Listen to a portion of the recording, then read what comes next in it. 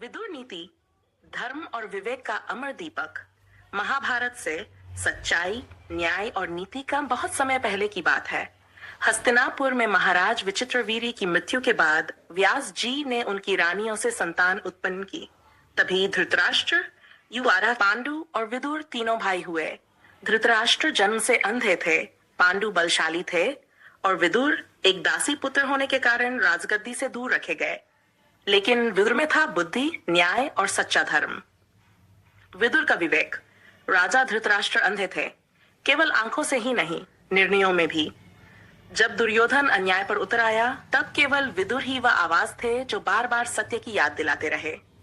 उन्होंने धृतराष्ट्र से कहा, हे राजन, अन्याय का साथ देना खुद पाप में डूबना है। यदि आज तुम अपने पुत्र को रोकोगे नहीं, तो कल पूरा वंश मिट जाएगा। द्रौपदी की सभा में जब दुर्योधन ने द्रौपदी का चीरहरण करने का आदेश दिया, तब पूरी सभा में सिर्फ एक आवाज गूंजी। उन्होंने गर्ज कर कहा, यह सभा नहीं, अधर्म का अड्डा बन गया है।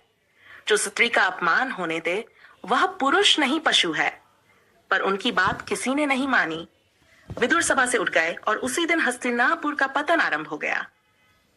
विदुर नीति जीवन की गीता महाभारत में एक प्रसिद्ध ग्रंथ है। विदुर नीति, जिसमें विदुर ने राजा धृतराष्ट्र को बताया कि राजा कैसा हो, प्रजा का धर्म क्या हो, कौन सा कर्म पाप है और कैसे व्यक्ति को सच्चा कहा जाए। कुछ अमूल्य बातें।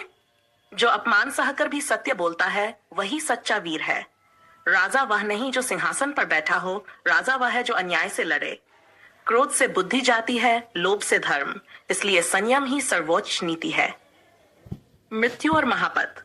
महाभारत युद्ध के बाद जब श्री कृष्ण विदुर से मिलने गए, तो विदुर तपस्या में लीन थे।